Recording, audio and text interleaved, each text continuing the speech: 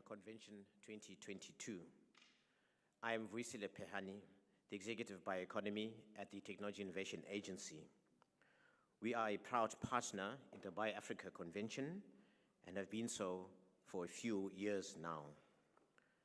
A warm welcome to the Health Innovations in the Age of Pandemics track 1, where you are now. We are scheduled to start immediately with the first session, Collaborations for the Translation of Research Outcomes, which will be immediately followed by the session, Advances in Medical Technologies. After lunch, we'll engage the colleagues in the pharmaceuticals session, as well as the Diversity in Clinical Trials session.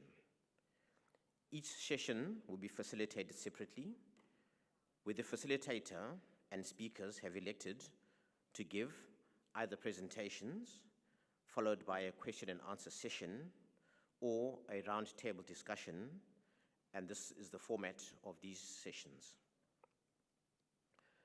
The first session, Collaborations in the Translation of Research Outcomes, is facilitated by Professor Phumlani Mdluli. The recent pandemic, and there will be others, has demonstrated to mankind the need for collaborations that actually translate into research outcomes from these innovations.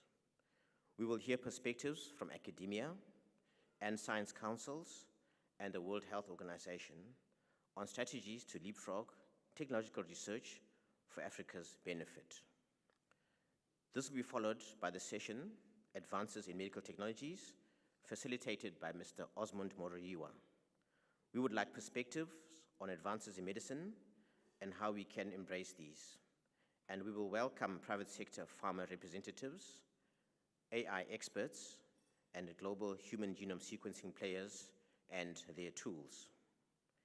At the end of the session, colleagues, we will request that all speakers and facilitators come to the stage for a group photo. I will now hand over to Professor Mdluli to take us through the first session of this morning. Thank you.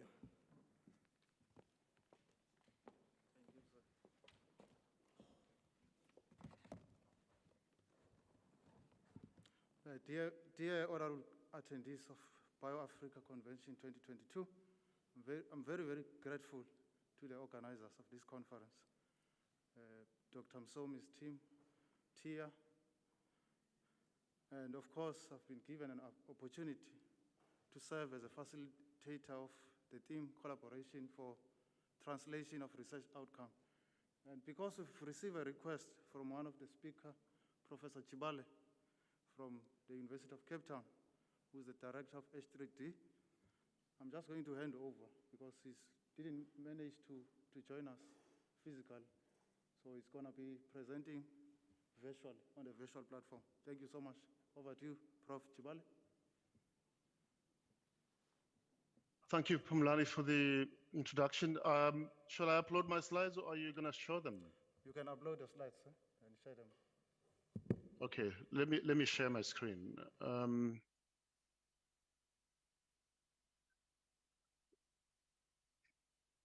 Yeah, it says it's disabled. Host disabled participant screen sharing. So I can't share, unfortunately.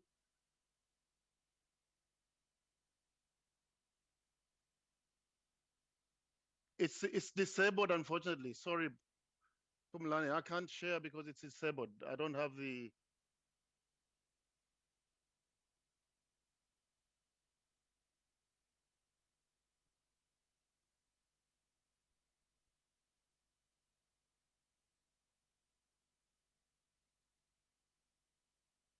Sorry, I am unfortunately unable to share. It says host disabled participant screen sharing. So there's a technicality. Let me try again. Still not able to share, unfortunately. Apologies for that, Prof. Chibale. I don't know if you can spare us a little bit of your time. We can allow Dr. Godin to come in the meantime, if it's fine with you.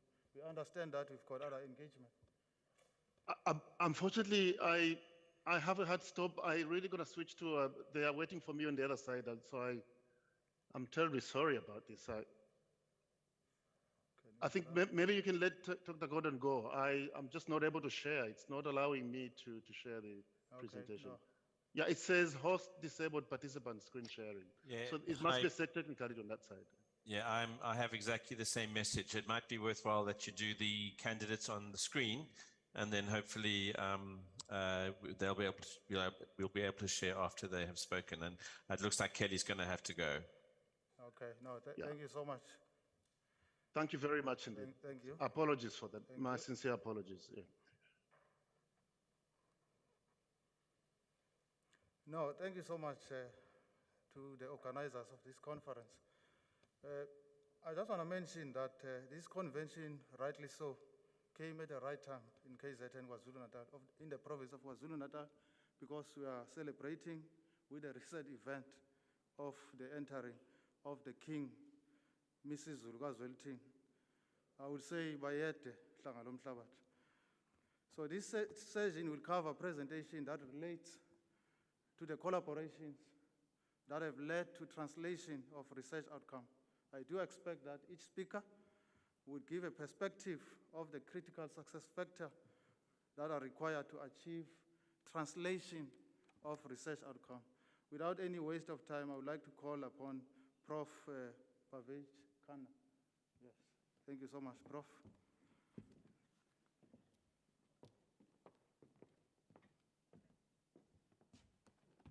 Thank you, Pumlani. Let's just wait for my slides. Chris? There we go. So thanks once again, Pumlani and the organizers, for the invitation to speak.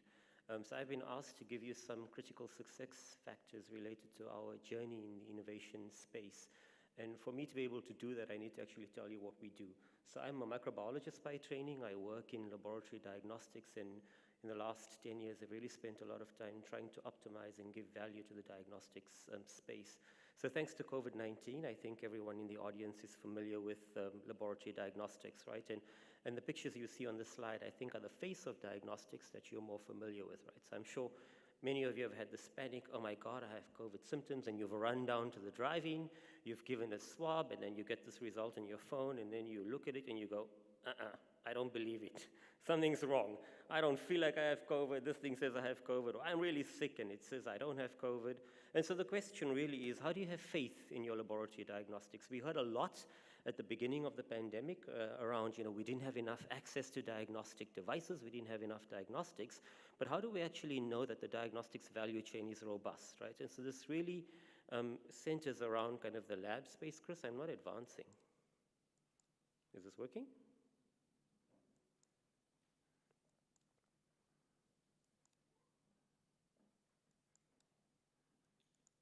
There we go. Yeah, thank you. So what happens in diagnostic laboratories, right? So how do you have faith in the results that you have? And what's really critical when we think of diagnostic labs is that in order for those labs to be able to deliver quality results to patients, they have to have quality assurance systems, right? And so what are quality assurance systems in labs, and what are they supposed to do, right? So basically there are two main things when we think around quality in laboratories, right? And the first is, our laboratory is actually handling specimens appropriately, right? So if Pumlani and I go down to the drive-in and we give a swab, how do we know the lab hasn't mixed those swabs up? Like, how do we know they haven't actually mixed samples up or mixed the labelings up or labeled them incorrectly and then loaded them incorrectly onto the diagnostic devices? So really, controls around appropriate specimen handling and controls around good workflows. And then how do we know that the diagnostic test actually works, right? Have you thought about this? So you give a sample to a laboratory. How do you know that the machine that they put it on is actually working, and that the ESCOM lights on, lights off hasn't screwed something in the system and you get the wrong diagnostic result?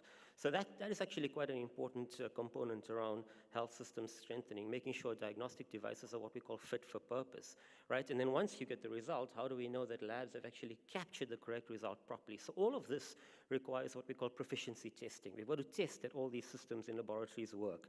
And the second component really, and this was very critical around the COVID space, is our new tests actually fit for purpose. Very early on in the pandemic, we saw multiple new tests entering the market, right? And I'm sure you read in the news, there were a whole lot of tests that were questionable. So how do we know which tests are the quality tests? How do we know the protocols work, that they've been deployed appropriately? And again, for this, you need proficiency testing. So what do I mean by proficiency testing? We want to make sure the lab works. We want to make sure the diagnostic device works, right? And so for those things, you need what we call a control sample, right, or a verification sample. And this is really simple when one thinks about it. So let's think of a TB test, right, a TB diagnostic, right? So tuberculosis is caused by TB bacteria. And if we want to know a TB test works, we'll go to a laboratory. Let's say we've put one laboratory in a clinic, in a community, and we'll put 100 bacteria into that diagnostic device. We know how many we're putting in there. And if the diagnostic device tells us there are 98 bacteria there, we say it works. The margin of error is 2%. I accept 2%, and I go in my system, and you deploy these devices, right? But the critical problem with something like TB bacteria is that we can't send TB bacteria to labs. We're going to make healthcare workers sick. We're going to make laboratory staff sick, right? And so that's critically where the lab and the diagnostic infrastructure system got stuck. And so without these controls, basically labs have no QC, and they can't deliver a result. And in a place like South Africa, where a lot of our testing happens in laboratory networks, you can have collapse of the health system. And so this is really where we came in, right, with the need to develop biologically safe controls. And so we used a technology called biomimicry. We basically found safe bacteria, and we genetically engineered them so that they mimic TB bacteria. And these safe bacteria are easy to deploy. They're stable at room temperature. We can send them out to laboratories. And these diagnostic tests don't know the difference. They actually call these soil-dwelling bacteria as TB bacteria. And what we did was we formulated these bacteria as little dried culture spots with a barcode, right? And you see that on the slide there. And so just imagine this scenario. I have a map of South Africa, and we have a couple of TB testing labs. And the way we do this is we take these dried culture spots with the little spot of dead safe bacteria in the barcode. We deploy these to the laboratories. We know the result. The lab doesn't know the result. The lab runs these controls in a blinded way. They then feed all their results to a cloud-based software, and we can tell. From the laboratory, we can actually tell whether those labs are getting the right result or not, and we can flag them green, and they can go on with testing. And so this is really a way of enabling mass testing and enabling mass testing very close to the patient. And so we did this for tuberculosis very early on when South Africa took on a policy decision to roll out GeneXpert, which is a molecular diagnostic for TB, and subsequently we pivoted the technology for COVID, right? So I hope that gives you a sense of who we are and the type of work that we do, and really getting to today, which is around trying to illustrate what value partnerships and collaborations have brought to our exercise. And I thought the best way to illustrate this is across the value chain for innovation and product development, right? And so our value chain looks very similar to anyone who's developed a product. We started off with a concept, and we ended off with spinning out a company. And along the journey, through this pipeline, our partners changed, and the kind of the influence that partners had on the final product also changed and was in flux over time. So if we go from the beginning, right?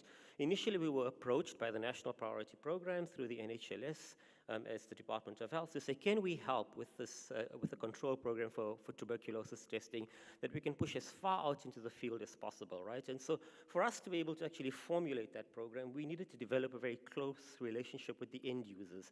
And in this case, the end users were laboratories, right? And so we had to go to labs and say, well, what are you doing? What does your flow look like? And what are the steps that you need to verify, right? And then we needed to approach pharma, right? So as we heard this morning, we don't generate or produce our own diagnostic devices. We don't produce our own vaccines. We don't produce our own therapeutics. So many of the diagnostics we use in our national testing system are bought from big pharma companies outside of South Africa. And we had to approach these guys and say, well, in order for us to verify your systems in the lab, we need you to tell us how they work. And I would say by far, this was the most difficult relationship to mediate. Because as you can imagine, these big companies don't want to tell us how their devices work. That's their IP. And so that really took a lot of doing. Eventually, we prevailed by calling out the public good and saying that, without this, we'll have no proficiency testing programs, and you won't be able to sell your devices. And so really learning how to speak to certain parties and to speak to their value system is very critical in developing sustained partnerships.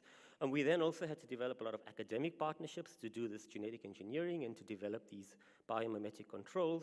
And we also had to approach funders. So initially, when we started in this space, there wasn't a lot of funding available. There was these devices were placed in the field, but to develop a proficiency program, there wasn't a lot of funding available. And this funding really came from very early tech development type funders.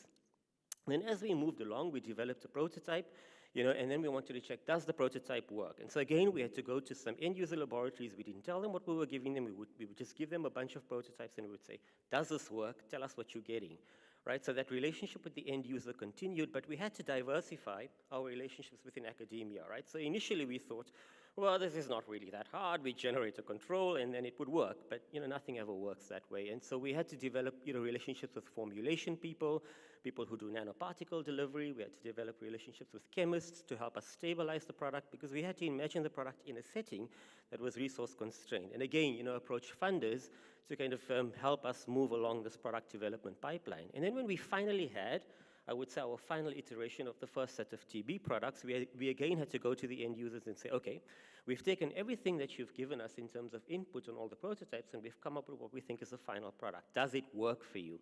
And interestingly, as the space changes, new drug-resistant variants were emerging, and they were like, well, what you've done works, but it works for drug-sensitive TB, but we're seeing more and more drug resistance being diagnosed. You're going to need to give us something for drug resistance. So we had to continuously modify the product. At that point, when we had a working product, we had to get patent lawyers in to say, look, what is the IP here? What is patentable? We needed to file quickly because there was urgency.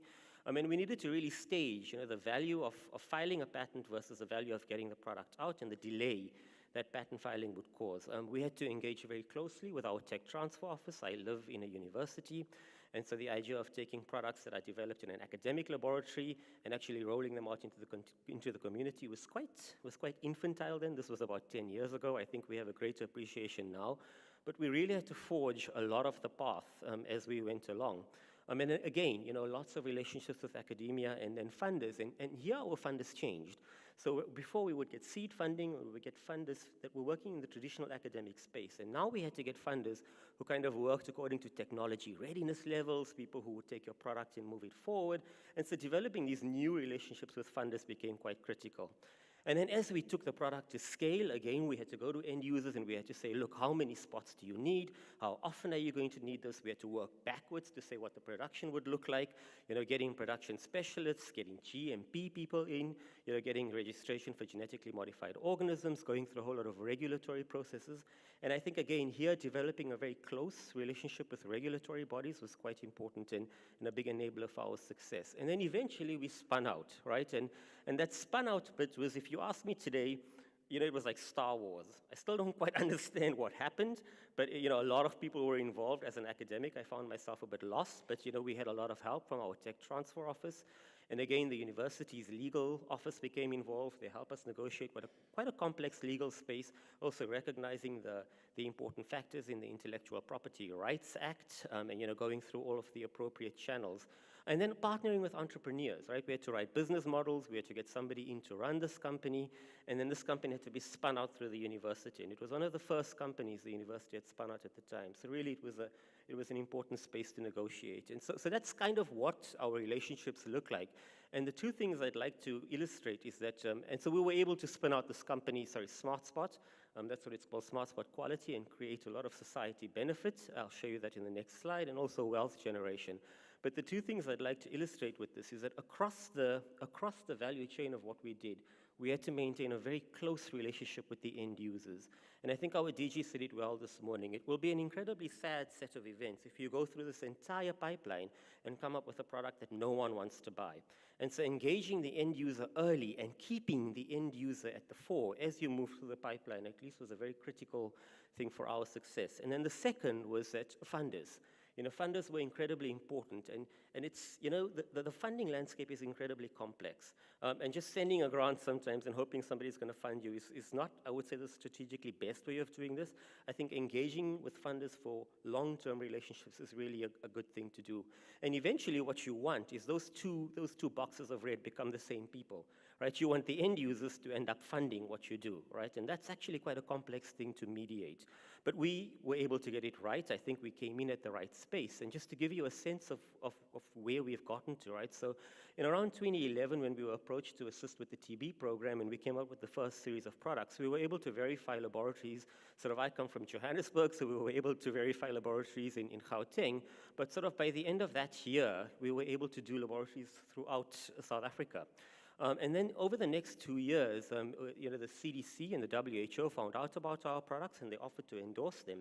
And between 2012 and 2014, we started getting requests from countries within Africa, and in fact countries all around the world to actually assist them with their TB control programs.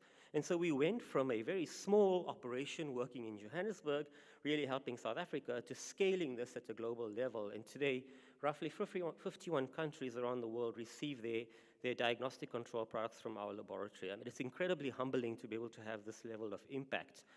And then came COVID, right? And as with everybody, COVID really turned our operation on its back. You know, we were asked to help, you know, people came to us and said, you did this for TB, do it for COVID. And luckily, we worked with a technology platform that was easy to pivot. You know, so we created our first set of COVID biomimetics 6 weeks into the program. And today, roughly 34 countries receive their COVID testing controls from our laboratory. So, you know, it's been a wonderful journey. And really, I would say our success factors are really built on the back of very powerful polyvalent technologies. If you're interested in the type of technology we use, please come speak to me. I really haven't had time to cover it, but also building incredibly strong relationships. And I'd like to believe these maps really illustrate the theme of the conference, this Africa resilience. You know, we were able to reach out from our laboratories in Johannesburg, help the country, eventually reach out and help the continent, and then from the continent reach out and help the world. And that's been an incredibly humbling journey for us. Thank you very much.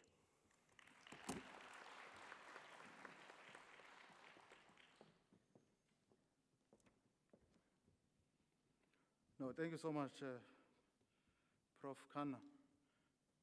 I'm just going to allow for 1 or 2 questions from the floor, if they are in. Thank you so much.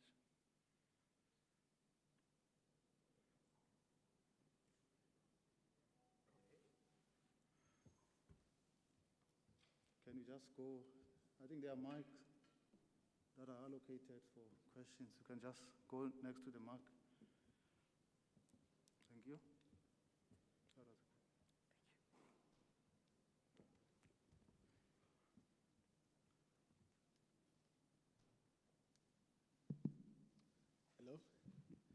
Hello. I heard your presentation. It was quite interesting.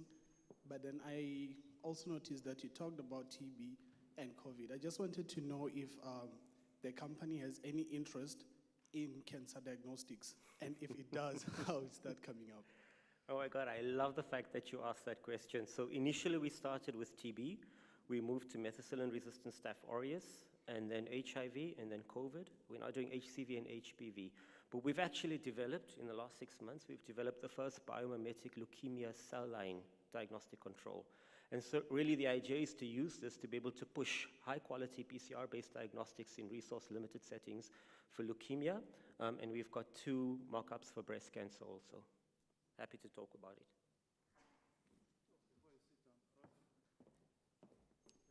Before you sit down, Prof, I saw there was one hand from this side. You can just come in. Thank you. Thanks, Prof. My question is, how do we as local developers of these homegrown technologies, because I think you mentioned quite a lot end users, like your reference labs, how do we form those relationships to access these samples, your biological samples? So, I mean, first of all, just in general, I think a lot of our success was based on trying to fill a need.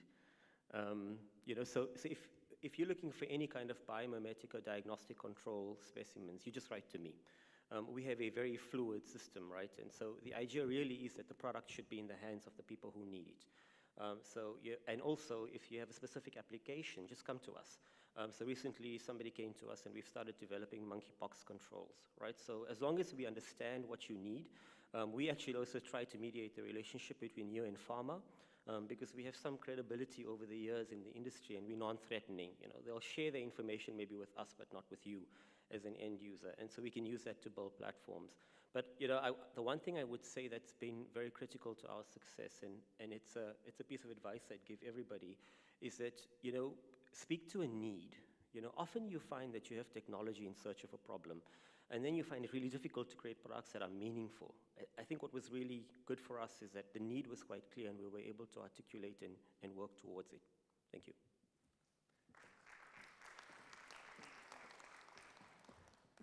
Thank you so much. Can you again join me to thank Prof for his excellent presentation? So the next speaker we have for this session is Dr. Ramcharan. Dr. Ramcharan, over to you, sir. Thank you so much. Dr. Ramcharan has over 20 years of experience in biotechnology sector. Thank you so much, sir. Thank you, Chair, and thank you, organizers. I must say I'm more comfortable in the biomanufacturing track, but I've been given this opportunity, so I'm going to talk a little bit around collaborations. I don't unfortunately have very sexy examples around the whole health sector, but nevertheless, I think I'm going to give you an example of real, I would say, products that have made it commercially in South Africa. So, in terms of what we've been talking and hearing about today, biotechnology is seen as a game changer. But I think the realization has to be that biotechnology is a very high-risk industry. You know, product development processes are considerably long and costly, and the time frames, you know, that you require between R&D and actually putting a product in the market are quite long, sometimes around 10 to 15 years, especially for your pharmaceuticals and those kind of products. And many companies in South Africa and overseas tend to innovate within their own boundaries, but due to the increasing complexities of these kind of products and processes, a lot of them look at forging strong collaborations. So ultimately, collaboration is viewed as a critical success factor in the commercialization of innovation. And I mean, I'm no expert around this, and there's extensive research that has been published around collaboration and the impact it has on innovation. And generally, these things are measured by, or the impact is measured by, the number of patents or products that have reached a commercial reality. Other motivations for collaborations, and this is quite inherent in terms of research organizations and universities, is around basically trying to develop, I would say, and mentor young scientists. And it's all about sometimes around the attractiveness of a research organizations. We've heard the big names, and everybody would like to be involved in those names. If this was a tech company at this, or tech kind of things, the names like Google and stuff would there. But for us, it's more the Pfizers and the huge guys that are around there. And you know, in terms of collaboration, access to funding is important. So a lot of kind of collaborative research and joint technology funding applications have been done. So, I mean, the ultimate thing is that national, international, and culturally diverse research projects provide a valuable opportunity to advance scientific knowledge. But in reading some of the literature, you would see that there's also this hesitation when it comes to collaboration. And this you would see mostly in terms of young scientists or up-and-coming scientists who actually are a bit scared in terms of large teams, because one of the issues is basically becoming invisible in terms of those large teams. So there's a bit of hesitation. So collaboration has a lot of consequences. You know, there's a lot of challenges as well. Different country regulations, working styles. You know, in terms of working styles from a personal kind of point of view, I worked in Sweden, and coming as a South African to Sweden, you had to basically change your working styles completely. And 2 years into working, I joined a group that basically had to do collaborations with German scientists, Icelandic scientists, and Spanish scientists. And it was quite a challenge. By the end of the program, you know, some of them have fallen off in terms of the collaborations. I mean, one group in particular, and not as a fault of their basically knowledge, but just that the working conditions didn't gel together with the collaboration. And the Spanish guys basically dropped off, because the rest of us were not used to the fact that you would take a lunch break and then basically come back later in the day and work. And certain projects didn't gel. But it can be a simple thing like that that needs to kind of be ironed out very early in your collaboration to get an understanding. And in South Africa, we have, like Prof has mentioned, there's a lot of TTOs, technology transfer offers, and IP holding companies out of the universities. And university and industry collaborations has been quite strong overseas, and I think in South Africa it is getting there. It's still, I would say, not at a moderate stage, but we have to recognize that it's not everything is basically okay. There is huge challenges basically in terms of data ownership and intellectual property. These have been long-standing issues of tensions between academia and industry. So, like I said, I'm not from the so-called medical or diagnostics fields, but my area at CSR focuses on biomanufacturing, and that across includes biopharmaceuticals as well.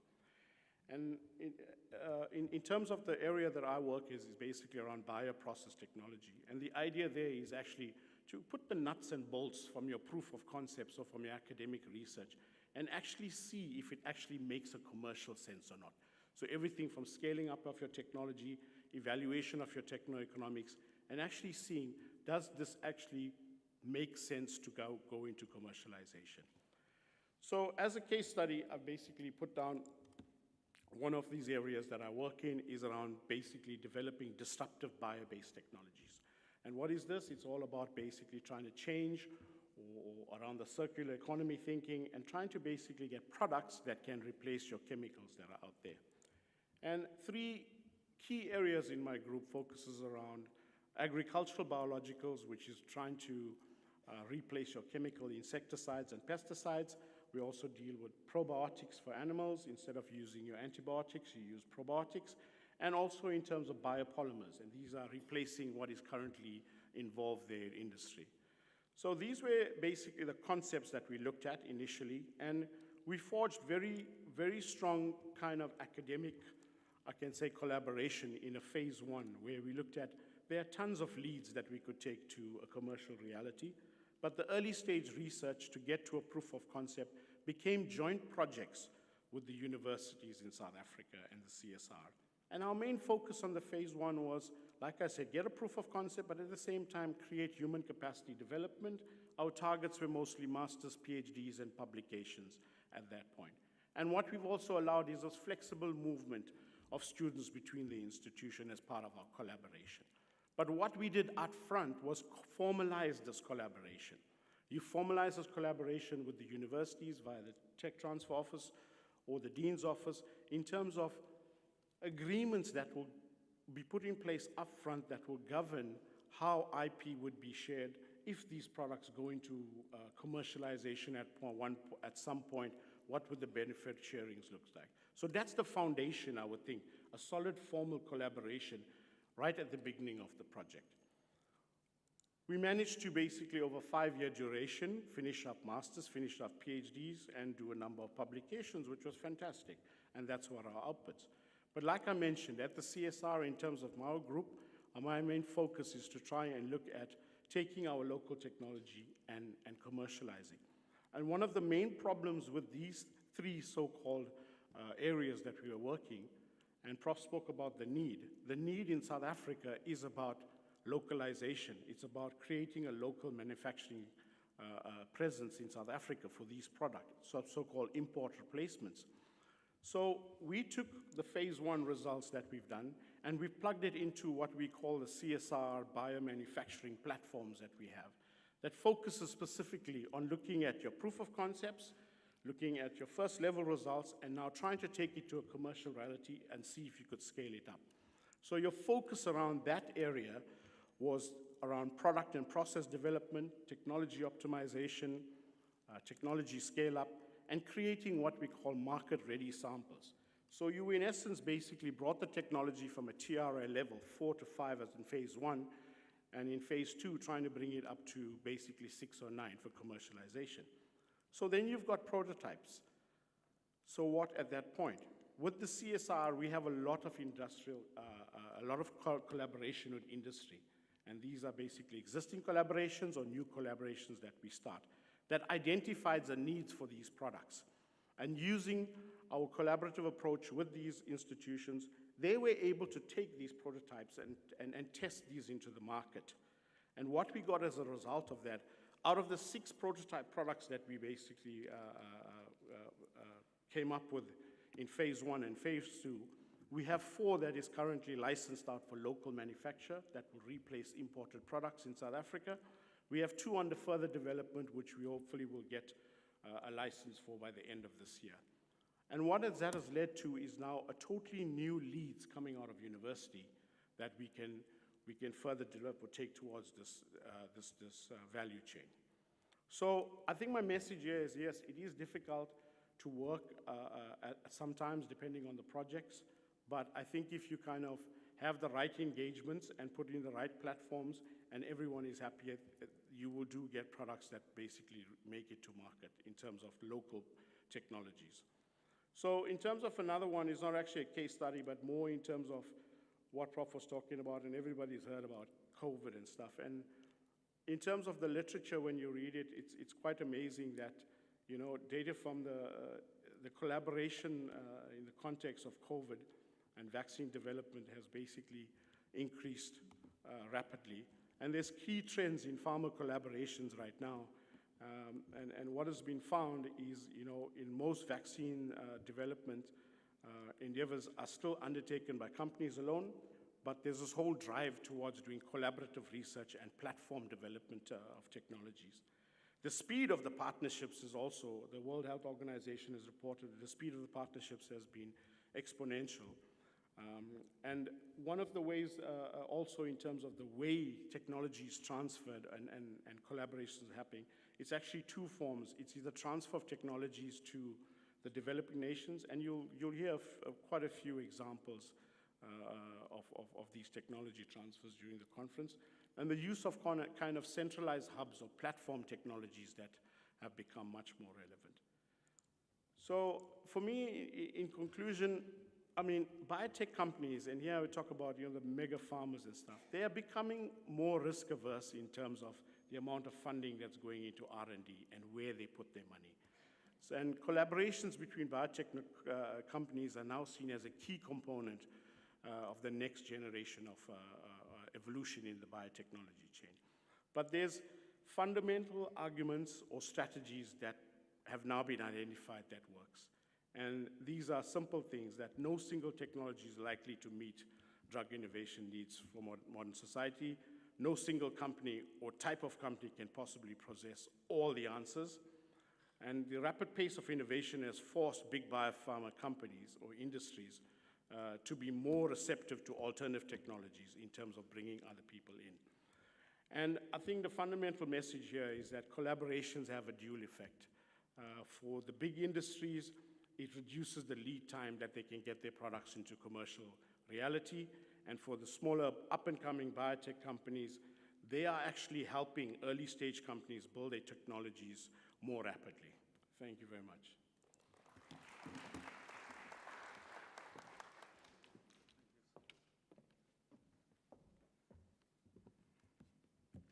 Thank you so much, Dr. Ramshuka. You know what, because I can see the time is against us, I can allow maybe for one or two questions if from the floor.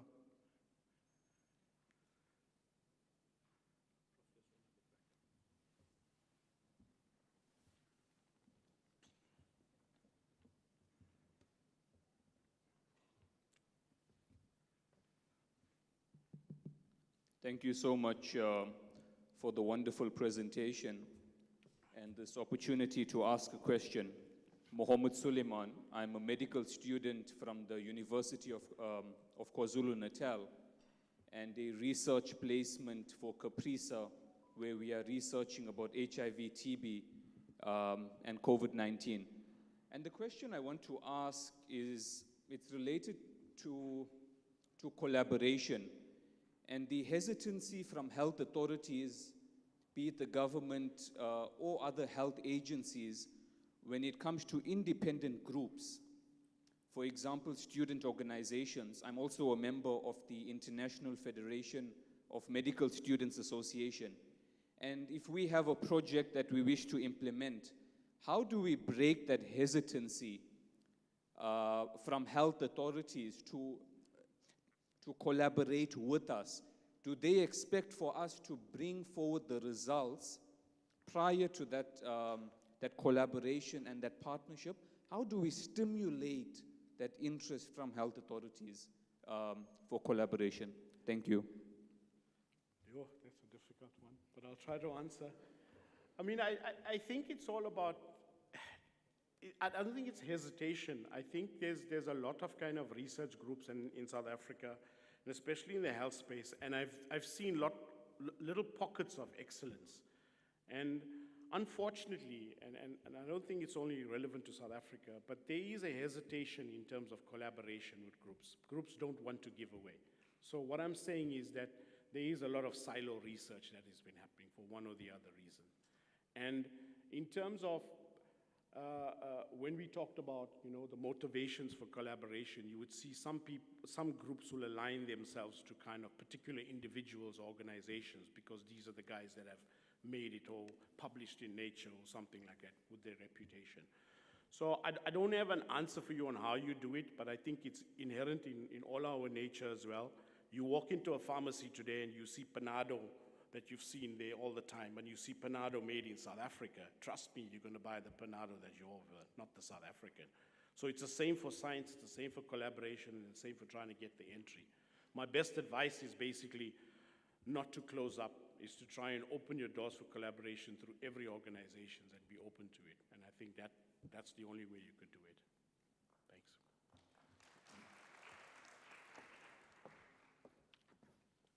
No, thank you so much. You can again join me to thank Prof. Ramcharan.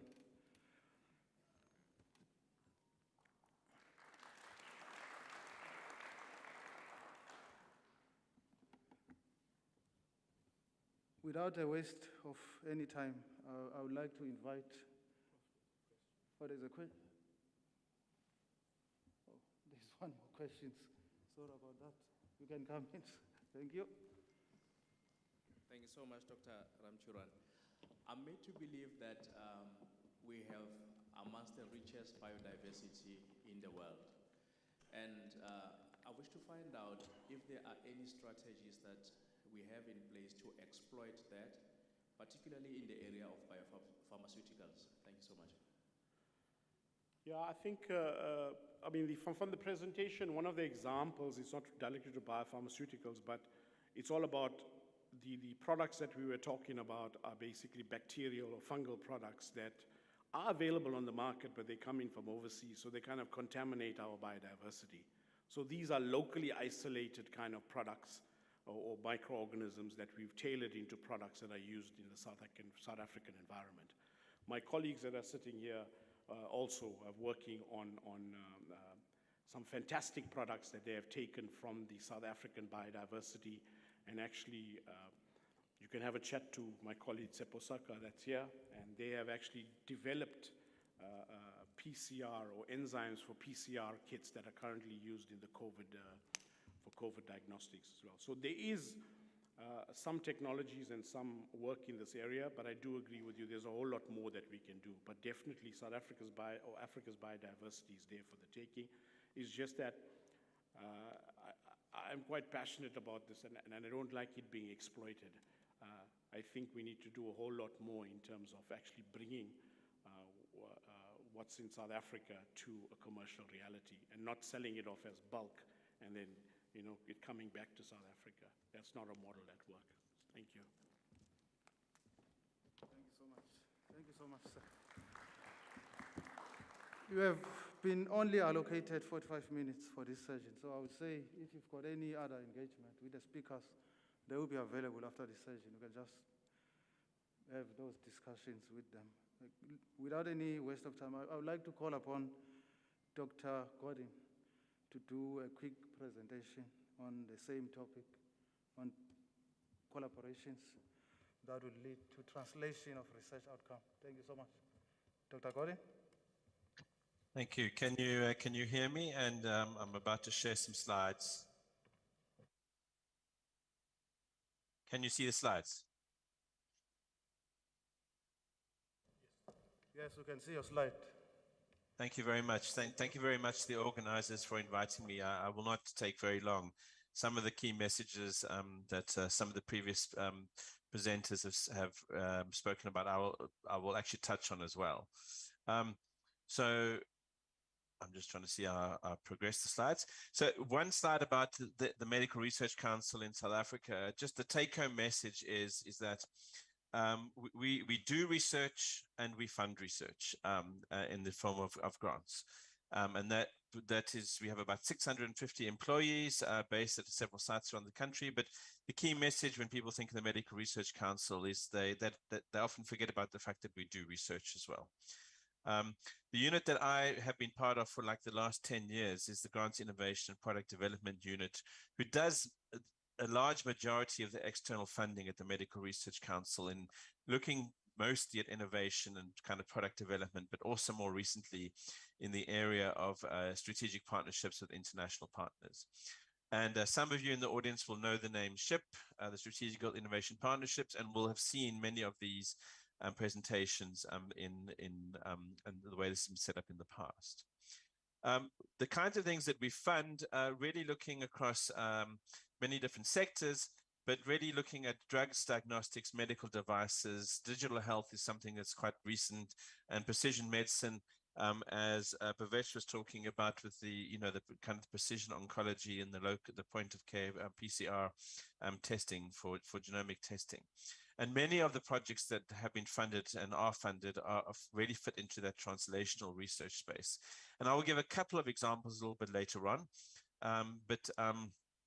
in the few slides that I have. Key message in the translational space, and common themes that are going through in this space. And Santosh mentioned the area of collaboration. This is not really something that one institution in South Africa has all the key components, or in Africa for that matter.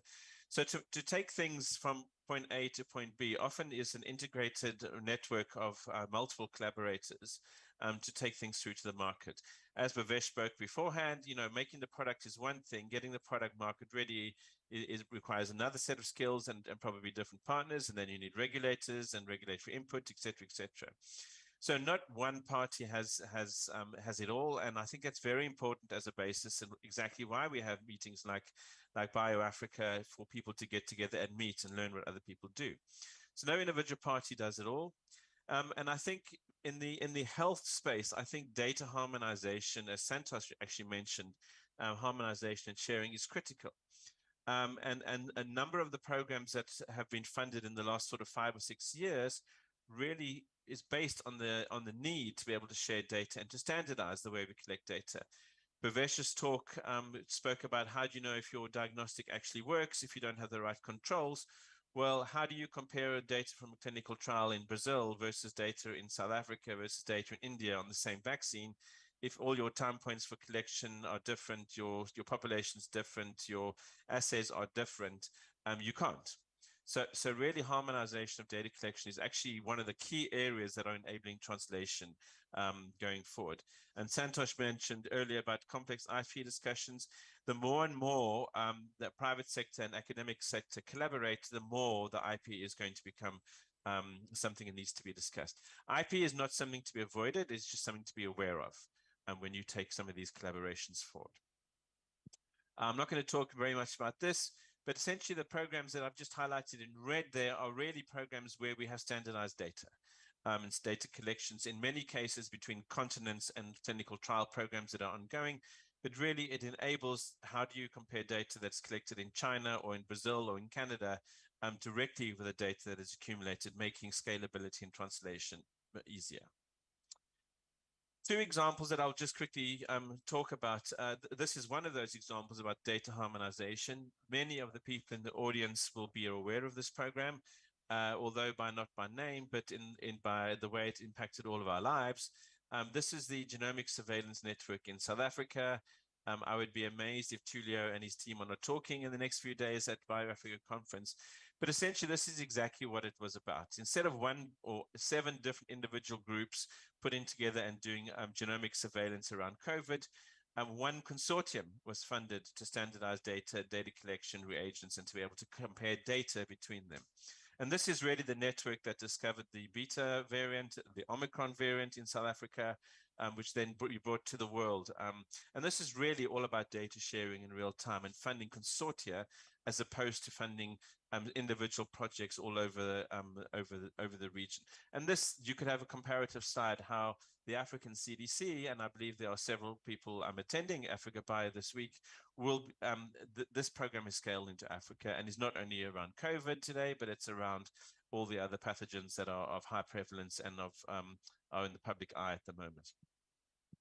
The second program, I was expecting Professor Chibali to talk about drug discovery, so I didn't have a slide around that.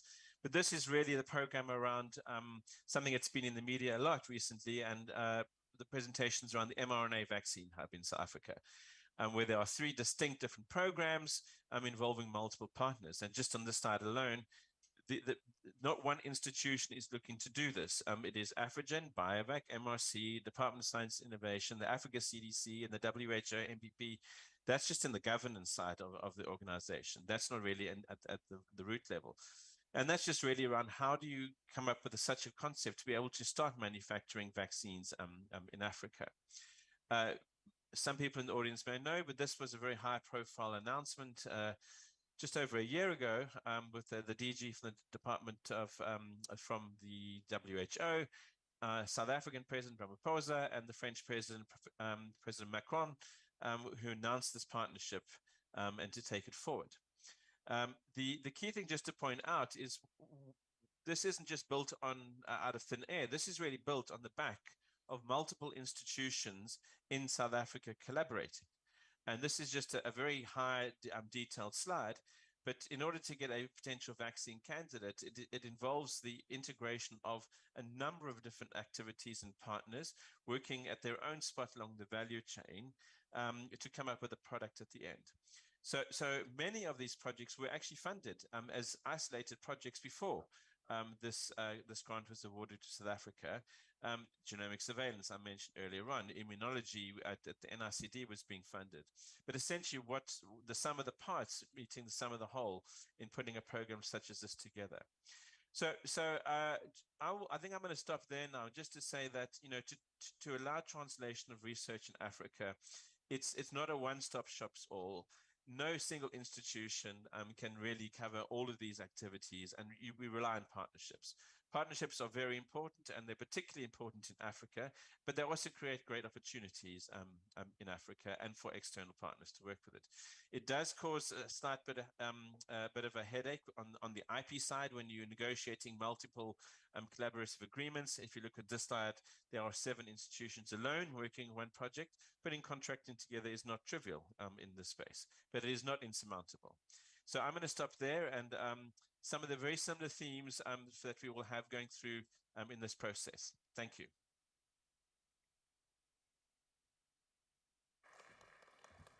Thank you so much, Dr. Godin, for that outstanding presentation. I know there will be a lot of interest from the floor because it's South African Medical Research Council. But anyway, I'm going to allow only one question from the floor, one, because of time. I don't know if there is just one question. Okay, looks like we don't have any question, Dr. Godin, for you. However, I just want your comment here. You know what, translational research, it actually covers all the aspects of work that attempts to bridge a gap between basic research and the world of practice. However, Dr. Godin, we know that the key performance indicators, especially of the universities or the research community, is mainly driven by, academic publishing, especially looking at the citation scores. I don't know if you can comment on that to say how can we bridge that gap that we are seeing from the research community. Thank you so much. Sure, that's a very difficult question to answer in 1 minute. One of the ways to answer that is kind of when you look at how in the global scheme of things about how institutions are ranked internationally, there's a third metric or a fourth metric that can probably be added in. South Africa has typically been measured its productivity on patents and publications. That is not a bad measure and an indirect measure. It doesn't always measure for impact. A lot of how the other institutions and organizations and governments around the world, they add on extra dimensions around companies created, jobs created, the last one is in revenue generated for the organization. That's a very powerful metric on translation, because if you're not translating things into spin-out companies and income, then the question remains, well, why are we doing this and why are we working in these areas? So maybe not changing anything, but maybe my simple quick answer is maybe broaden the kind of the metrics that are used to report on these kinds of activities. I think the publications and patents is somewhat out of date. And I think things have moved on quite a bit from there. And just by adding on a couple of other metrics, I think that would be some way to address your comment. Thank you so much, Dr. Gordon. You can join me to thank Dr. Gordon. Thank you so much. We're supposed to have one more speaker, Dr. Chibi, who works for World Health Organization. I don't know if he's available online in our virtual platform. Okay. No, thank you so much. I think this is going to be the end of this session. It was on the collaboration for translation of research outcome. And thank you so much for joining us during this session. I don't know if from the speakers, if they've got any comments. Prof.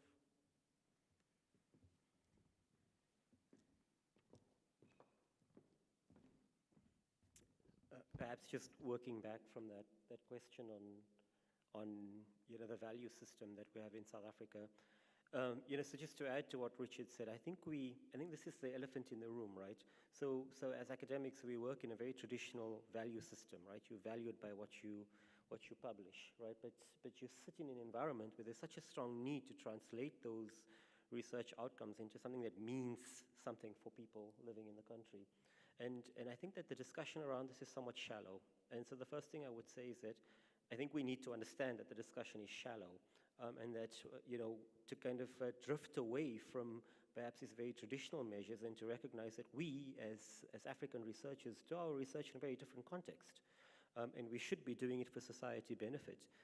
And we should change the value system so that it reflects that. I think it will take some bold steps from the part of policymakers. But if we don't do that, all of this is just talk, right? But we have to change the value system, otherwise why would anyone do it?